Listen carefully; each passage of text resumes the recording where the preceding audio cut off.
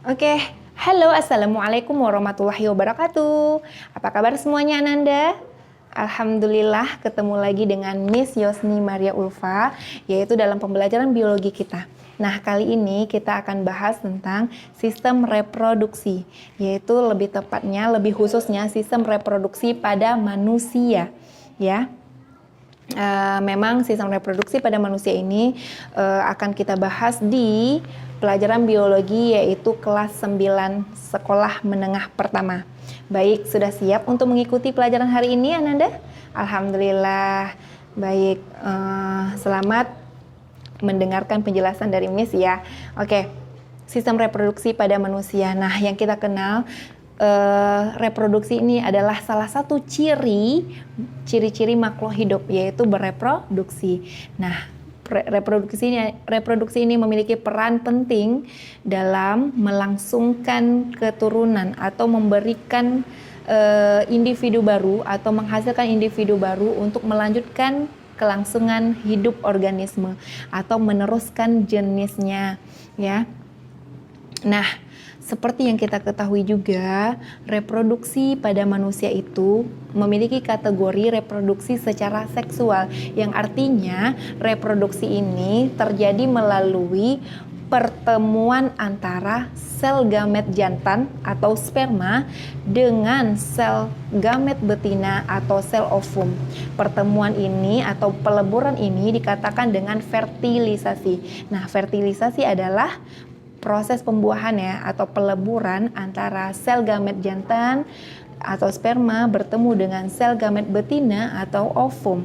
Nah, hasil dari fertilisasi ini terbentuklah zigot.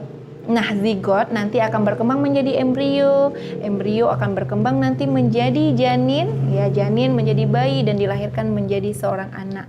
Baik, sebagaimana firman Allah dalam surah Al-Mu'minun ayat 13 dan 14 yang menyatakan dan menjelaskan bagaimana proses perkembangan embrio di dalam rahim seorang ibu atau seorang wanita. Ya. Mari kita buka Al-Qur'annya bersama, kita baca dan kita pahami maknanya. A'udzu billahi minasy syaithanir rajim. Bismillahirrahmanirrahim. Summa ja'alnahu nutfatan fi qararim makin. Summa khalaqna an-nutfata 'alaqatan fa khalaqna al-'alaqata mudghatan fa khalaqna al-mudghah fa khalaqna al-mudghata 'idhaman fa kasawna al-'idhama lahman thumma ansha'nahu khalqan akhar. Fatabarakallahu ahsanul khaliqin. Yang artinya, kemudian kami menjadikannya air mani yang disimpan dalam tempat yang kokoh atau rahim. Kemudian air mani itu kami jadikan sesuatu yang melekat. Lalu sesuatu yang melekat itu kami jadikan segumpal daging. Dan segumpal daging itu lalu kami jadikan tulang belulang. Lalu tulang belulang itu kami bungkus dengan daging, kemudian kami menjadikannya makhluk yang berbentuk lain. Maha suci Allah pencipta yang paling baik. Oke, Ananda semua, jadi untuk bereproduksi, setiap manusia itu memiliki alat-alat reproduksi ya.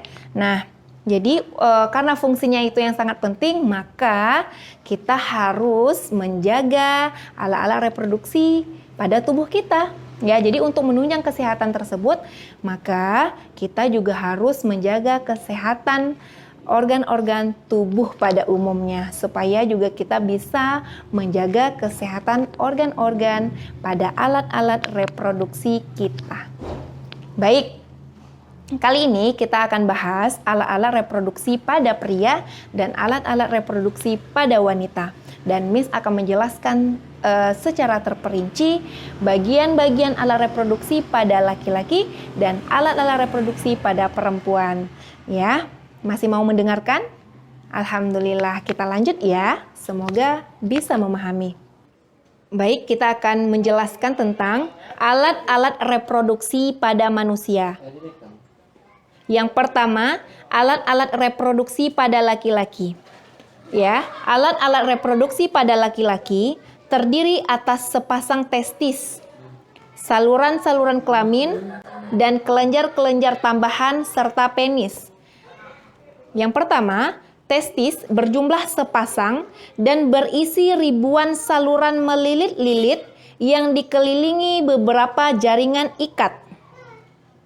Saluran tersebut dinamai tubulus seminiferus. Testis terletak di dalam suatu kantong yang disebut dengan skrotum. Testis merupakan kelenjar kelamin yang berfungsi sebagai penghasil sperma dan hormon testosteron. Testis memproduksi jutaan sperma setiap hari, sejak masa puberitas sampai seorang laki-laki meninggal dunia. Ya, yang kedua kita bahas saluran kelamin. Ya, yang mana terdiri atas vasa efferentia, yaitu merupakan bagian ujung tubulus seminiferus yang berfungsi menampung sperma untuk disalurkan ke epididymis, berjumlah antara 10 hingga 20 buah. Vasa efferentia ini dikenal pula dengan nama rete testis. Yang kedua, saluran kelamin epididymis merupakan saluran berkelok-kelok dengan panjang antara 5 hingga 6 meter. Di saluran ini, cairan sperma diabsorpsi sehingga menjadi agak pekat. Saluran ini berfungsi menyimpan sperma untuk sementara, minimal selama 3 minggu. Yang ketiga, saluran kelamin vas deferens merupakan saluran lurus dengan panjang sekitar 40 cm. Saluran ini berfungsi untuk menghubungkan epididymis dengan uretra pada penis. Di bagian ujung saluran ini terdapat saluran ejakulasi. Berikutnya kita bahas kelenjar tambahan yang meliputi antara lain vesicula seminalis merupakan kantong semen atau kantong air mani yang dindingnya menyekresikan cairan lendir yang banyak mengandung fruktosa, sedikit asam askorbat, dan asam amino. Bahan-bahan kimia tersebut berfungsi untuk memberi makan dan melindungi sperma sebelum membuahi ovum. Semen atau cairan mani ini terdiri atas sperma yang dihasilkan oleh berbagai kelenjar tambahan. Yang kedua, ada kelenjar prostat, merupakan kelenjar berbentuk bulat yang mengelilingi bagian pangkal saluran uretra. Kelenjar ini menghasilkan cairan yang bersifat basah dan berwarna putih seperti susu. Cairan tersebut berfungsi untuk menetralkan sifat asam pada vasa efferentia dan cairan yang ada di dalam vagina sehingga sperma dapat bergerak aktif. Yang ketiga, kelenjar Cowperry, yaitu kelenjar berukuran sebesar butir kacang yang terletak di bagian proksimal atau pangkal uretra. Kelenjar ini menghasilkan cairan mukosa yang berfungsi sebagai pelicin. Nah, yang terakhir kita bahas penis. Penis adalah merupakan organ kelamin luar laki-laki yang berfungsi untuk memasukkan semen atau cairan sperma ke dalam vagina.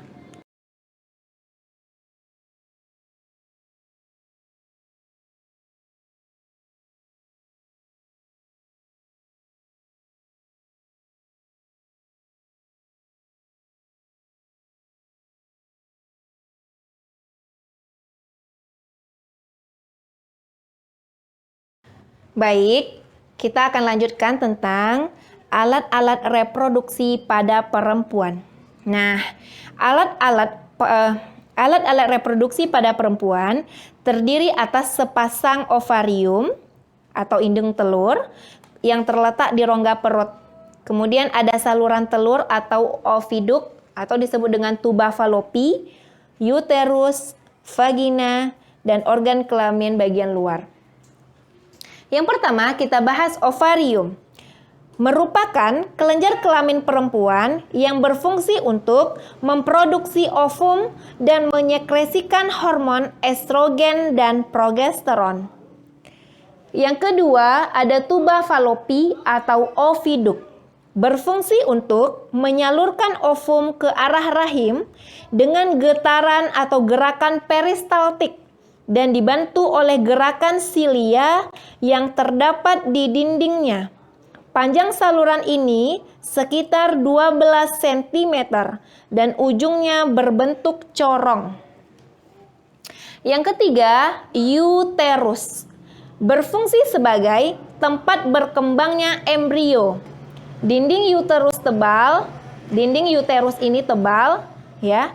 Panjang sekitar 7,5 cm dan lebar sekitar 5 cm. Selama kehamilan, volume uterus atau volume rahim mampu mengembang sampai 500 kali. Masya Allah ya.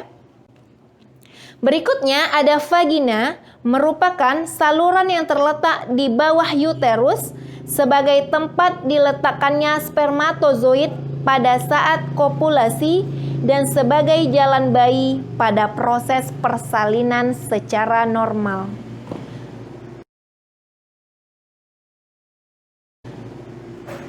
Yang kelima kita bahas organ kelamin luar, yaitu meliputi bagian-bagian sebagai berikut. Ada klitoris, yaitu struktur yang homolog dengan penis. Kemudian ada vulva, terdiri atas labium mayor atau bibir besar dan labium minor atau bibir kecil. Kemudian ada lubang saluran kencing, merupakan saluran terluar uretra. Kemudian ada lubang vagina, merupakan ujung terluar vagina. Dan terakhir ada fundus, yaitu bagian lipat paha. Oke, baik. Demikianlah pembahasan materi kali ini. Semoga Ananda bisa memahaminya. Semoga bisa menambah ilmu pengetahuan Ananda semuanya. Dan semoga bermanfaat ilmu yang Miss berikan. Semoga berkah ya, barakallah. Lebih dan kurang Miss mohon maaf. Wassalamualaikum warahmatullahi wabarakatuh.